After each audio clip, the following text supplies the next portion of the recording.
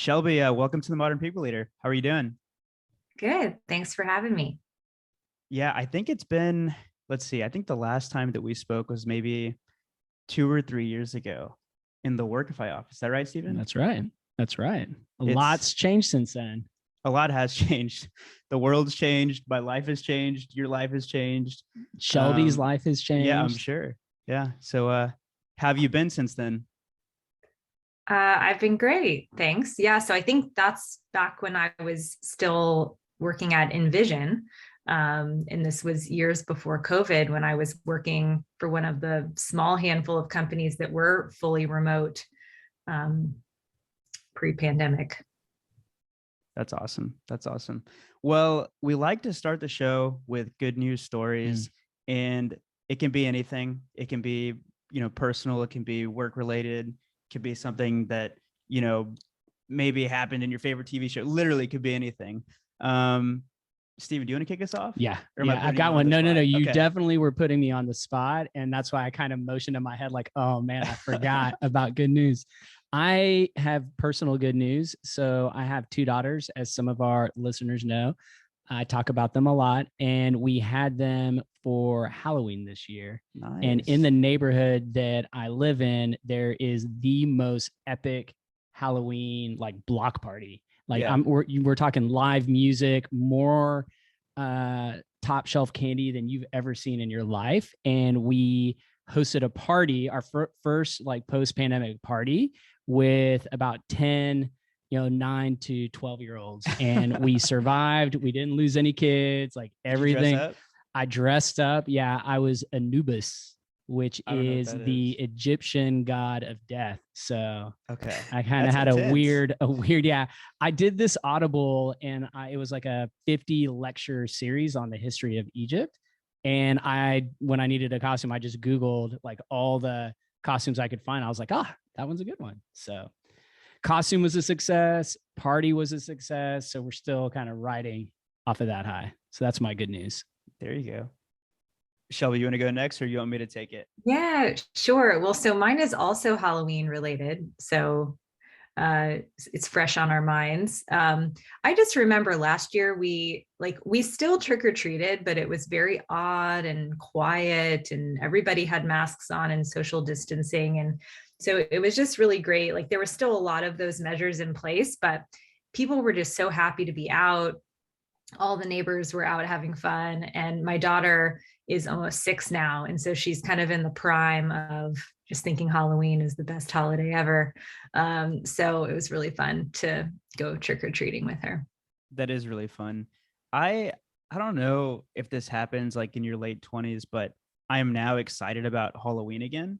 And we went all out this year and we built these like not crazy costumes, but it took a long time. So if you're familiar with the movie Dune that just came out, Oh, we wow. built like those suits that all of the characters are wearing. But yeah, um, it was definitely fun to feel like there was some normalcy to Halloween this year. But for my good news story, I actually had my first offsite with my direct team. Um, so I work in marketing, and there's 6 of us at the company I work for, and we all met up in San Francisco. And this was, the first time meeting any of these people in person. And I know we're going to talk a lot about remote today, but man, it felt good seeing these humans in the flesh. And I don't know, it's just different, actually getting that face-to-face interaction for the first time ever. So that's my good news story. Social connections make such a difference. They really do. They really do.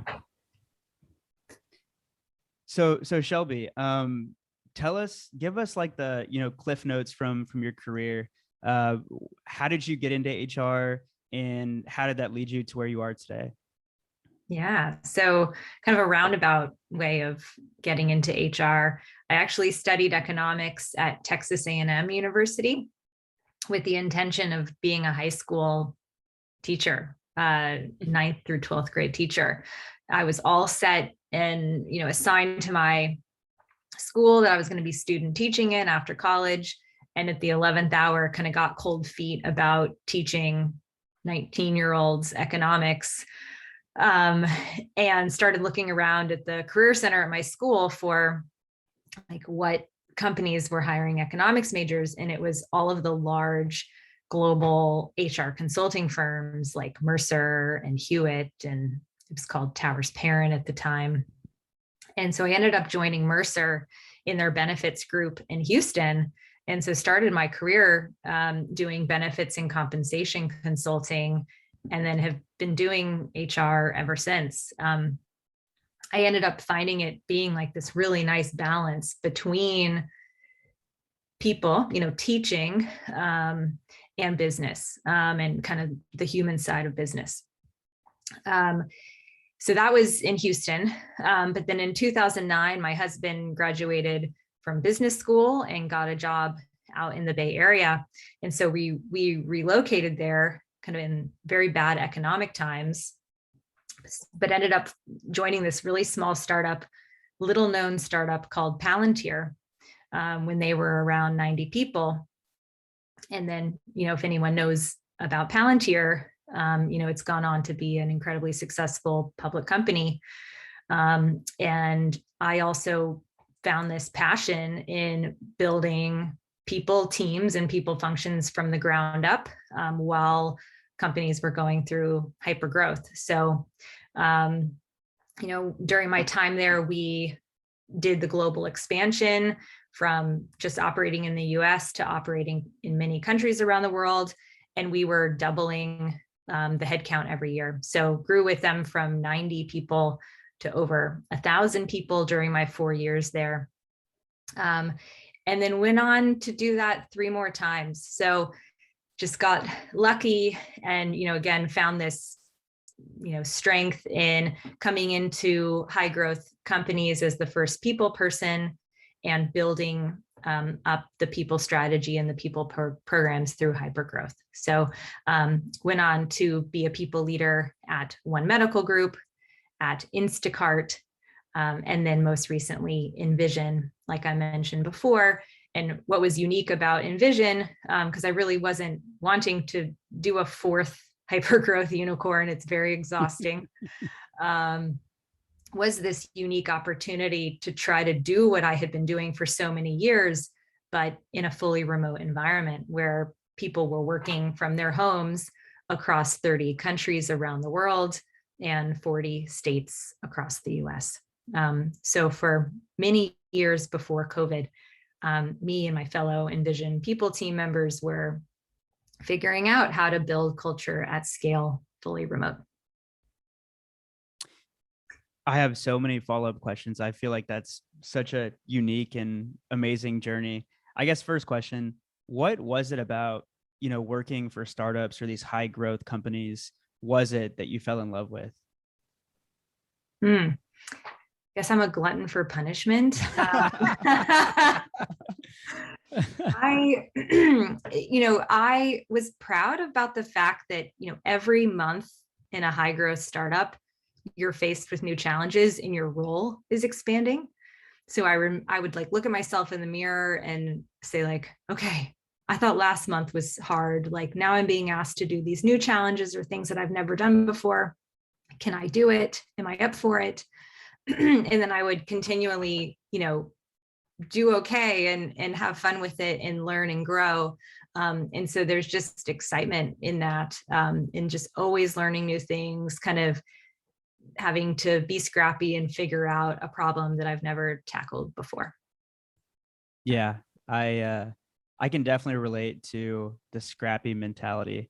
I'm curious, building out the people function at 4 different venture-backed companies, were there any big lessons learned? Is there 1 or 2 things that come to mind immediately?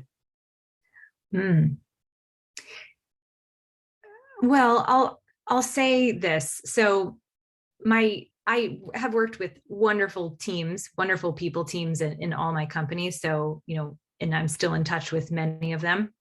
But one of the unique things about Envision being fully remote was I just saw this power in having access to talent all over the place. Because prior to Envision, I was competing for talent in the Bay Area mostly, and it's a highly competitive market. So it was really kind of this new exciting thing for me that as a hiring manager, I limited my search to the United States, but I hired people in Phoenix and Seattle and Boston and New Orleans and Atlanta, and was accessing this great talent that I never knew existed. That also brought, just really diverse perspectives and, backgrounds working at different companies that weren't, so Bay Area focused. It seems so obvious now, but yeah, like I'm even somebody that definitely benefits from companies expanding their talent pool to not just their location, but maybe across the entire US or expanding into different countries. But coming into Envision, where this was the first time that you were trying to build out a best-in-class culture remotely, did you have any doubts that it was even possible? Goodness. That's a great question. Yeah, well, yeah. I think that there was this big unknown question of like, does this even work? Like, can you build a successful company in this way? And recently we had this big success of GitLab going public and having their IPO, and then being kind of the first of many, hopefully many more to come, of companies being wildly successful, having been fully remote from day one. And Envision has gone on to be successful, and there's many others. There's Zapier and Buffer and many other companies now that are doing fabulously working this way. But yeah, we had doubts because we didn't know what it took. Y'all were sort of the pioneers trying to Yeah, I mean, out. when I first joined Envision, or during pre-pandemic, there were maybe 5 or 6 companies operating this way at scale. And I knew the CEOs and heads of people at all of them. We were all talking and all collaborating and sharing best practices, to try to make it work. That's awesome. So you're at Envision, and then you leave Envision to start your own business. Can you tell us more about that? Yeah, sure. So yeah, I tend to move on from tech companies, once they are late stage. That's kind of my thing. I'm not really interested in being a people leader at a, late stage or public company. So it was my time to move on. And I saw this great opportunity to take all the lessons that I had learned, both as a people leader and at this fully remote company, and try to help lots and lots of startups who are really challenged, and had no idea where to start. So like about a year and a half ago, I started my own consulting business where I'm now advising lots and lots of companies on their people strategy and their transition to distributed work.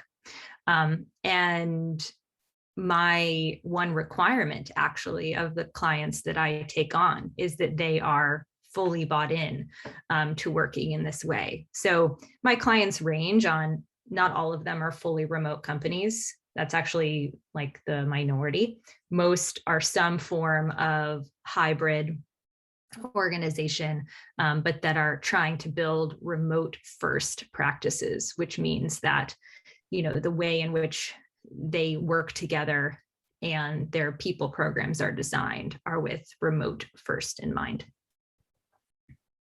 I love it. And we've worked together in like an advisor capacity. And so the fact that you're consulting and you're sharing all the wisdom and nuggets you have, I think is awesome. So I'm curious, when in the work that you've done, are there any themes or I guess foundational things that need to exist for a company to succeed at the task of, moving from either, an office centric or a hybrid model to a remote first model? Yeah. So, like I said, it was a really small number of companies that were operating this way pre-pandemic. And then, every company in the world was forced to become a remote company overnight. And what I've seen is that, most of those companies didn't choose to work that way.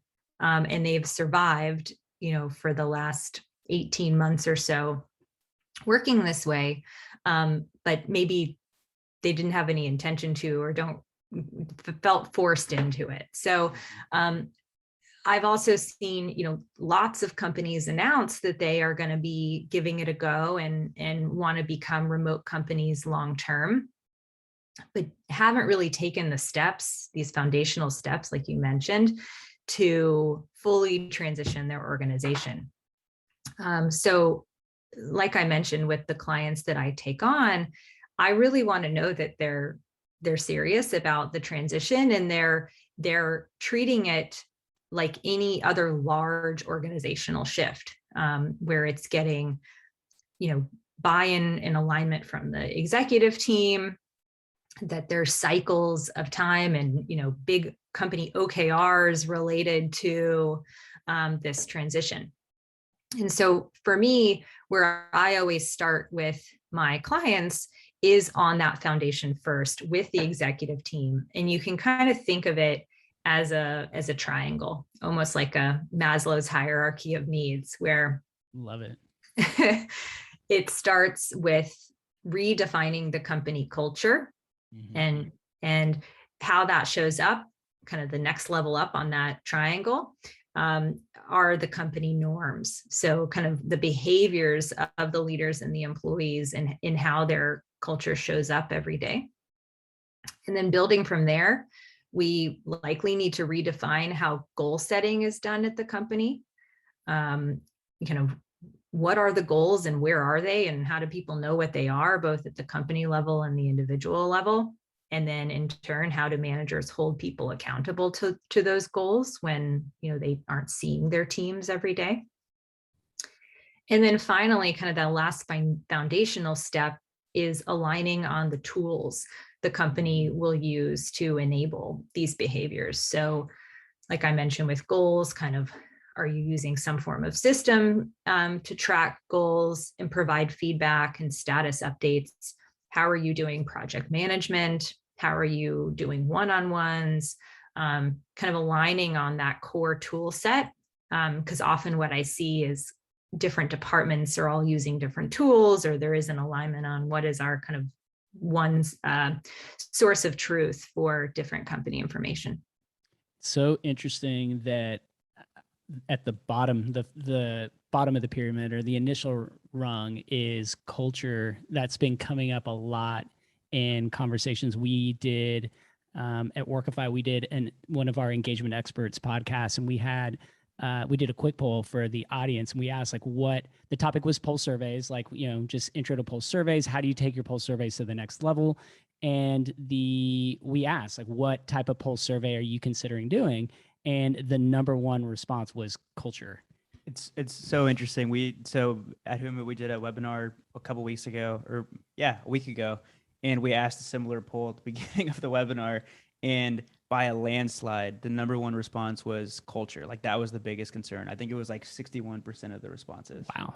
And it's so obvious now, maybe not a year ago, that all the changes that we have gone through, and the organizational transformation that we're talking about right now, is going to have a major impact on the culture, and needing to examine that and look at it. And I'm sure there's some hard truths that some of your clients, or just companies in general, need to consider about the culture, things that need to change that maybe were considered key parts of the culture that you not necessarily need to move away from, but you definitely need to evolve and relook at that aspect. So I love that. And man, I can't tell you how many times we're having conversations around communication issues and alignment on the tool set. And it's someone just decide on how you're going to get consistent and how you're going to adopt the same tools so that you can, really unlock communication. Because what we found is that communication, there was an uptick in communication, right? During the peak pandemic months. And as the uncertainty kind of dragged on, communications, leaders pulled back on comms, or the way they were communicating. And that was exactly, the opposite of, and I think engagement scores and some of the data that we look at, was reflective of that change. And I feel like a lot of companies haven't been able to get back to the levels of communication. And I think, tool set to me is, when there's not clarity in how we're leveraging the tools, when we leverage the tools, in what contexts or use cases, you're going to have trouble. So I love the framework that the foundational steps that you mentioned. Are there maybe one or two pitfalls? Like, let's talk about like the things that typically, do you see any things that companies are already getting wrong, or like things you have to course correct based on, when you come in to help them with the transformation? Yeah, a couple things come to mind. So that have, are real life examples of some of the companies I've worked with, is that, a CEO is feeling kind of pushed into the decision to work this way, that it's not in their heart, to change their work style, but they feel either pressured by the feedback that's coming through surveys that this is the way that the employees want to work, or they just feel that it's the trendy direction in which companies are going to offer remote work flexibility. And so they're, being pushed into it for either of those reasons. And that's, never going to work if the CEO isn't fully bought into this vision for their company, since it starts from the top. Another kind of similar but different thing I've seen happen is where there's not full alignment amongst the C-level leaders. So, the direct reports of that CEO, not agreeing on ways of working. And I think it's really important, because some companies will try to have a bifurcated culture where, sales and marketing is going to work one way, and then the technical teams are going to work another way. And I personally don't think that that's a good model. And so, my best clients are taking the approach of, one dream, one team, one dream, or kind of one way of working. You can have varying types of ways of working, meaning like in-office workers, flexible workers, but that the whole company is aligned on those options. Yeah, I think I could see the CEO one being a big one. I call it the Jamie Dimon effect. Like, if Jamie Dimon at JP Morgan Chase, can instill, can maintain the in-office culture, like, why can't we do that? And, your data's saying that your employees don't want that. So there's that. And, you got to look at your competition. What is there, have you been able to, I guess, shift the mindset on that? Like, what ultimately gets the CEO bought in? For our audience, our listeners out there that are still like in that struggle, is there anything that you have found to be helpful in that CEO or leadership conversation around getting adoption?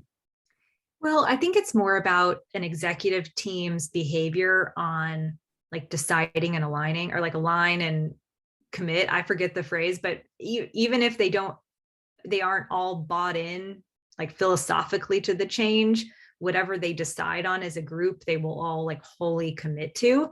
That's what I've seen be the recipe for success, versus kind of a fake yes, and then they don't intend to change their norms and behaviors. I'm so curious. So when you say norms and behaviors, like, give us a couple of examples. Well, it's about like how they view the office and what activities they want to happen in the office, the way, like where work should happen. At Envision, for example, because we were always fully remote and everyone was remote by default, we said, work happens every day. So we would never wait for an offsite for work to happen or for key strategic decisions to be made in the business, or else that would slow us down and would, cause problems. So work happened every day. But I see some companies kind of going back to that old way of thinking of like, well, if we're going to have a tough conversation or work through a complex problem, we need to get everyone in a room and, or fly everyone to San Francisco and, to have that critical conversation, because they don't have the training or the, muscles built to do that work virtually. Gotcha. And as far as, leveraging physical space, do you think that that should be more so used for building connection and almost incorporating fun? I don't know if that's the right way of thinking about it, but that's exactly my approach. And so my view on what happens in person is celebration, like big strategic alignment. If you're doing like a once a year all company event, aligning everyone on the mission, or maybe like a twice a year sales strategy event where everyone's, coming together on in the sales organization. It's for celebration, big strategic alignment, and connection and fun. So kind of deepening those relationships that have been made virtually. We would find at Envision that, you could go many years without ever meeting someone in person. And then when you finally do, there was just tons of hugging and everyone just so excited to see one another in person.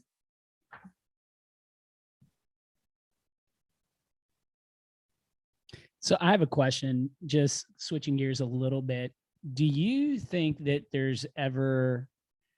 how far do you think this trend will go? Do you think there's ever a world where the majority of knowledge-based workers are working remotely? Like, what's your kind of 5-year take on some of the shifts that we're seeing?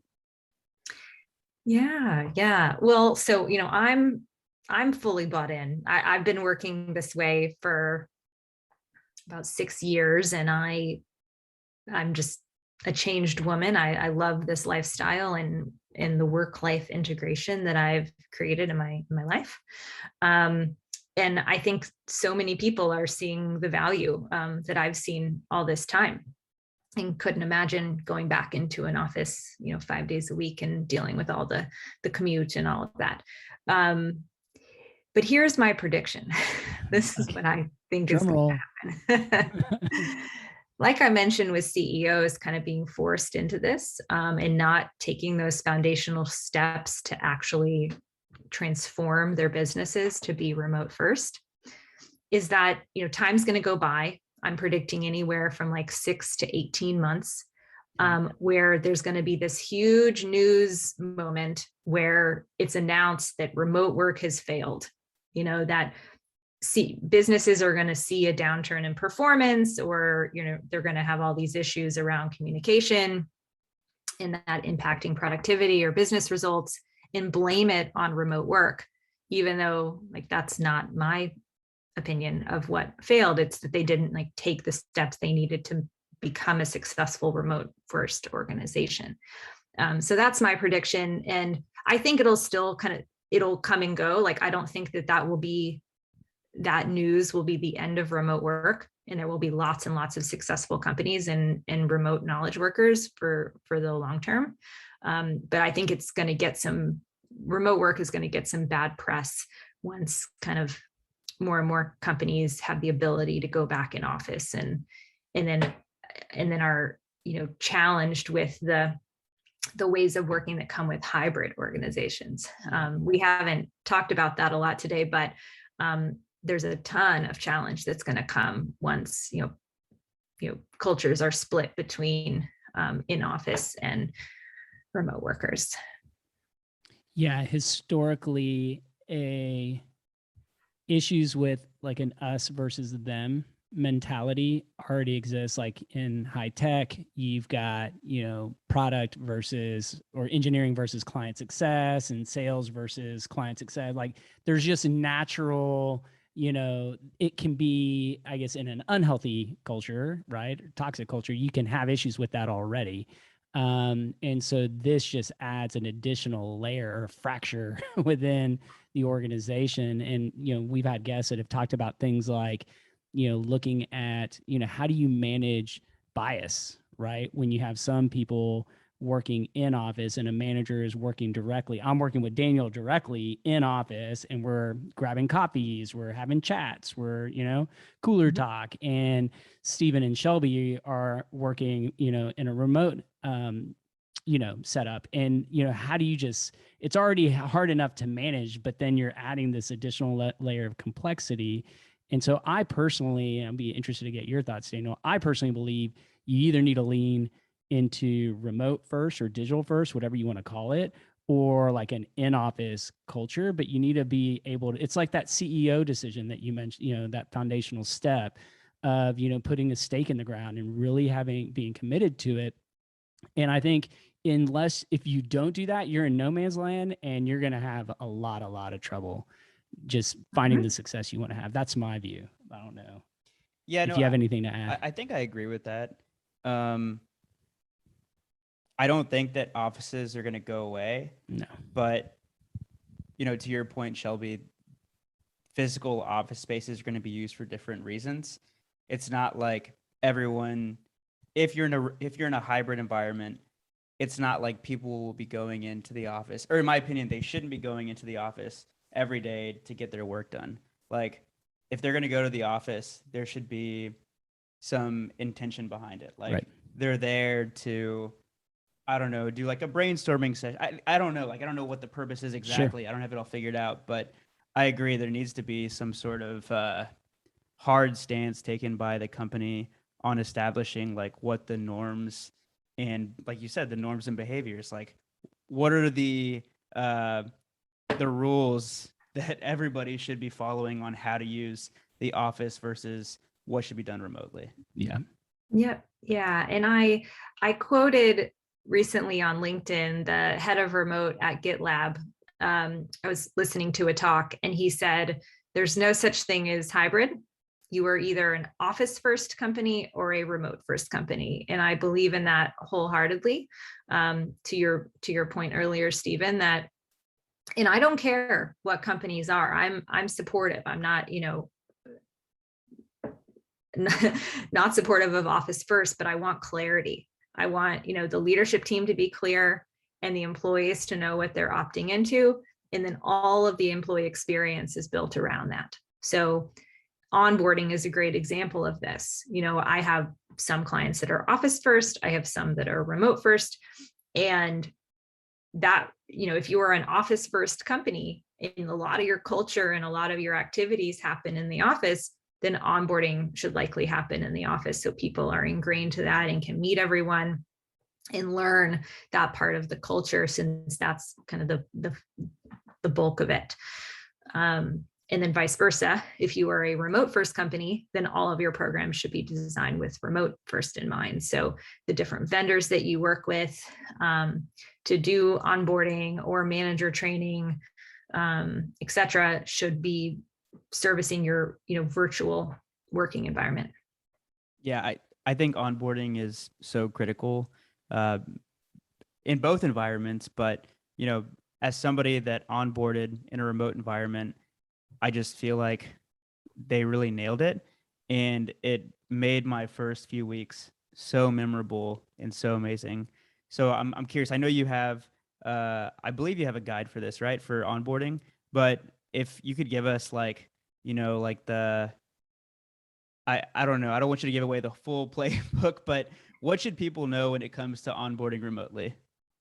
Yeah, well, so I actually have a free guide available to anyone on my website. Perfect. That is kind of this more foundational stuff that we've been talking about on building a remote first company culture. So if people are curious to learn more about that foundational work that I was talking about, and then looking through the lens of employee experience, check out my free guide. It's available to all.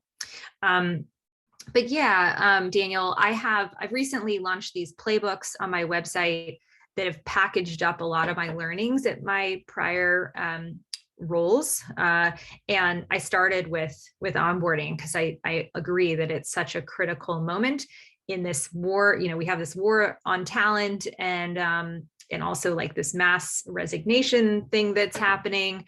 And so more than ever, you've worked so hard to attract and hire this talent. You really need to get them started on the right foot with their onboarding.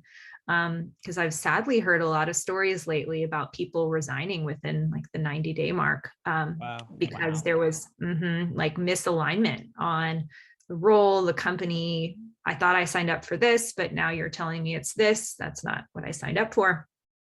And so my guide gives best practices on the 3 different phases of onboarding. So pre-boarding, company-wide onboarding, and then in-role onboarding. Because companies often don't even like think about it in that way. And, it's like a first day or a first week exercise, but really there's some good steps you can take between the offer stage and first day to keep those hires engaged. Most companies, if they're going to be transitioning to remote first, need to reimagine their company-wide onboarding with different tools or ways of engaging their new hires virtually. And then an in-role onboarding program that goes through at least the first 90 days. That's role specific. So in my guide that I have, I actually have a 90-day template that companies can use as a starting point to build in-role onboarding. Wow. Well, so many questions about that, but I want to zoom out just really quickly, because if I'm one of your clients or like pre-client, I am an organization that probably recognizes we got to change. Like maybe we're stuck in this like no man's land of trying to make hybrid work. We're seeing issues with turnover. We're getting feedback from employees, maybe through surveys or whatever channels, that, things are unclear and there's a growing need to like take action. What is a project like this? I've worked for big companies. You've worked with consulting firms that consulted big companies, and those big organizations, I feel like, are used to transformation. It's like a never-ending transformation, and they spend hundreds of millions of dollars transforming like over 4 or 5 years, and then another cycle begins. For startups, I feel like a transformation mindset is different to like what I've experienced in the startup world.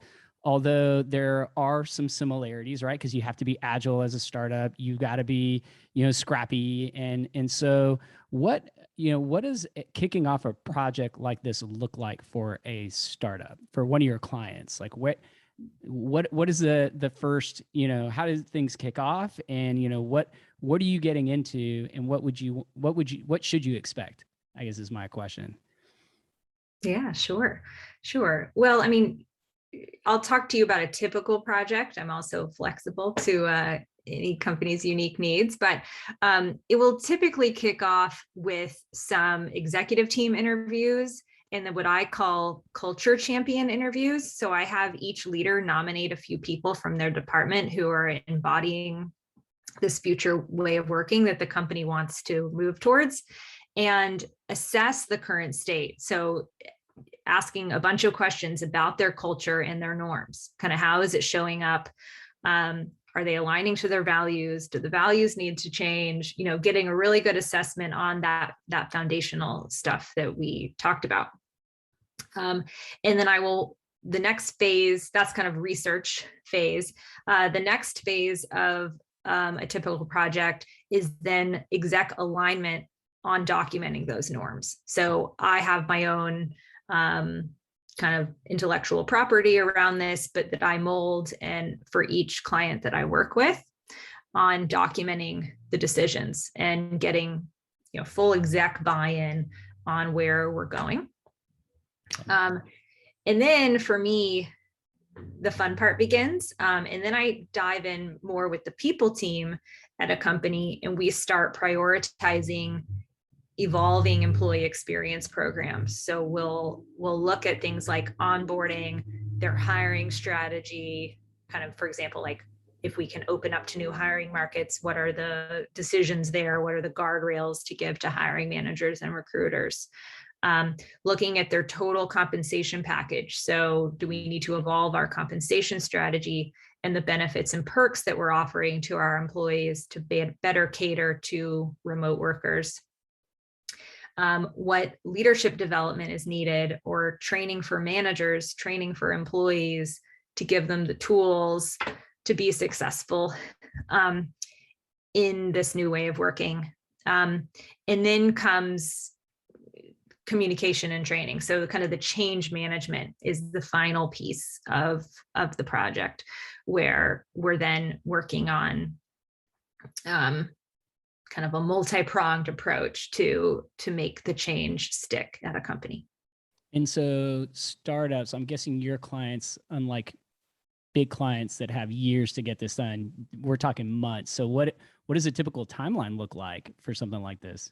Yeah, so I have typically around 4 to 6 months. The clients that I work with, we have a minimum of 4 months. I have a minimum of a 4-month commitment, because I feel like you need at least 4 months to go through all of that journey that I talked about. But I tend to extend, we tend to extend a little bit, because I get embedded with the team, and we have a roadmap that we've built for some of the people programs. And so I will stay on and advise and oversee some of those programs if needed, depending on kind of the level of internal people leadership at the company. And can you share any stories of the work you've done? You don't have to share client names or anything like that, but just like an example of, where you kind of started with a client and like the transformation they went through. Yeah. So I've had a handful of success stories. And my clients, all my client logos are public on my website, if you're curious to take a look at the range of industries that I've worked within. Because I also find that it doesn't really matter. Yes, I have the bulk of experience in software and in SaaS, but I've worked with a couple of real estate clients, fintech, you name it. These foundational things don't change regardless of what industry you're in. And yeah, so I've had a number of successes taking companies through that journey, where we had full exec alignment and full buy-in to this new way of working. Lots of employee surveying along the way, kind of before, during, and after, and everyone really being happy about the direction of the company, and really wanting to be a retained employee in that company, because they felt kind of part of the journey all along the way, that they were listened to, and the company put their money where their mouth is in changing their behavior. And so I think we're nearing the end of the podcast. We're getting close on time. And so you mentioned earlier that you have playbooks and that you have a onboarding playbook. What other resources are out there if I want to get started, but I'm not quite ready to jump in to getting into a full engagement?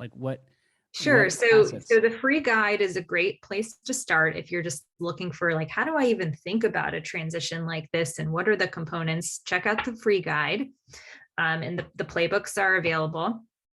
I've also recently rolled out this new offering that I'm piloting called Ask Me Anything sessions, where any company can book time on my calendar for 30 or 60-minute sessions. So maybe you don't need a full-on consultant, but you're just curious or you have questions. You can book time with me using one of those sessions directly on my website. And what is your website? How can people find you? Yeah, so it's ShelbyWolpaConsulting.com. Okay, easy to remember. So Daniel has been pushing me to try different formats of the Modern People Leader. And one of the formats is an Ask Me Anything, which brings in a whole another level of complexities for us, just like recording and managing everything. And so maybe we can have you back to do an Ask Me Anything, more of a live session, because I know there are so many companies out there that are trying to figure these things out. Yeah. So I think that could be fun. Well, I think we're entering the rapid fire section of our conversation. So my first question, and these are standard questions. We mix them up a little bit just to stay on topic with you, Shelby.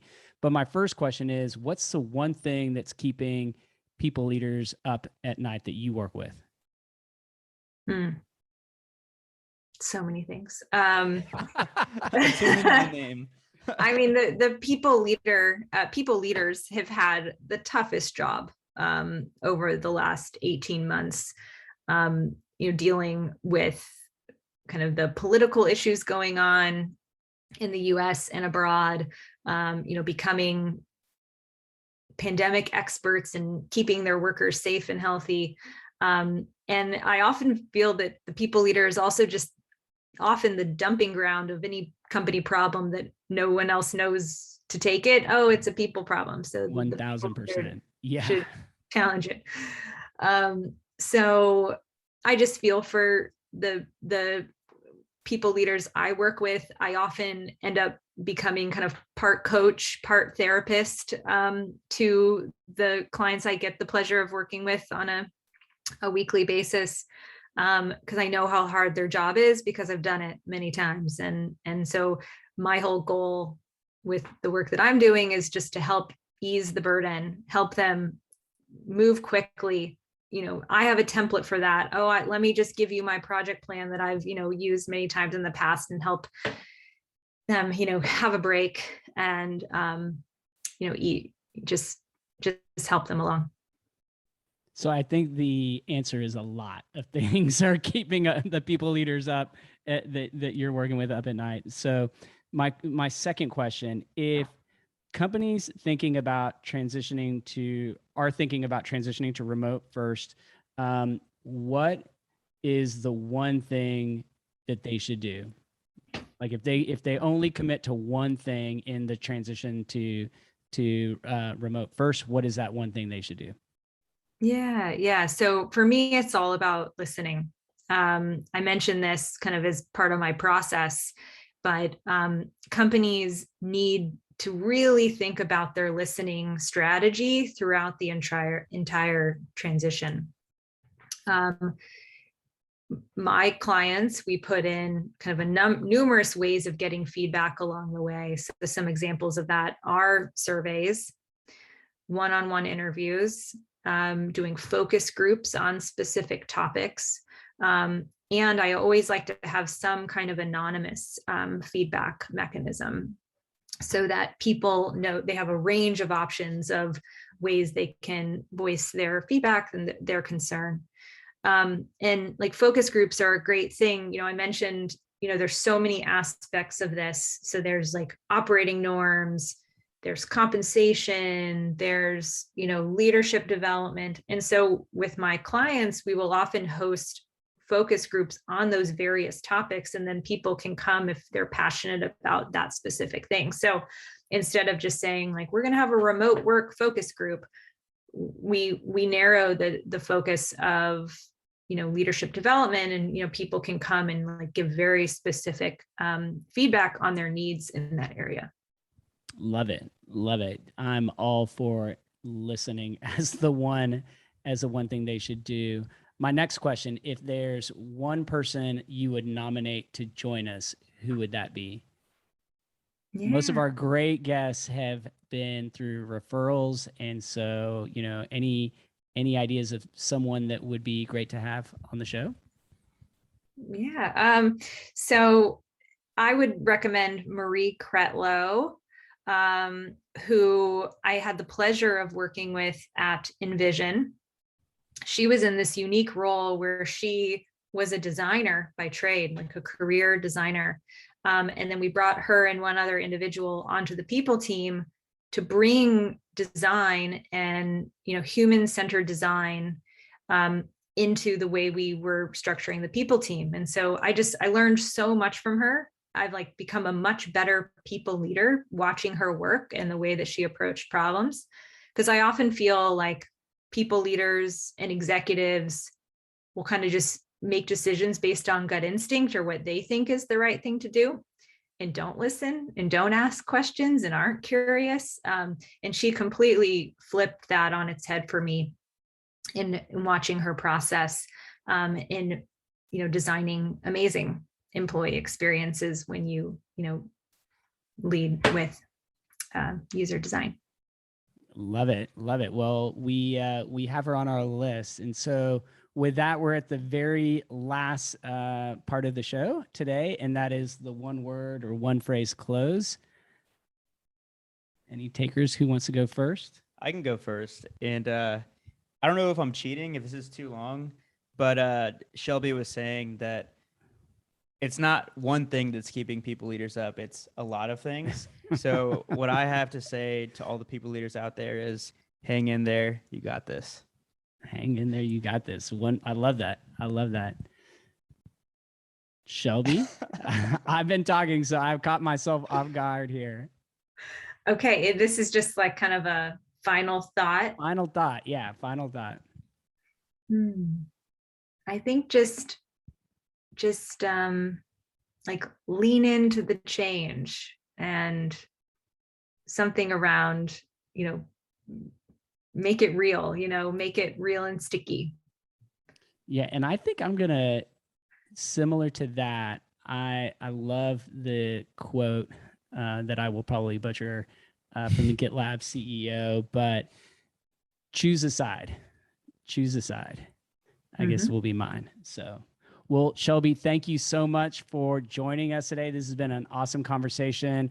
Reminder to our audience to check out the amazing resources that are out there available to you on Shelby's website, and hopefully we can have you back. Great. Thank you for having me. Thank Great you. having you. Bye.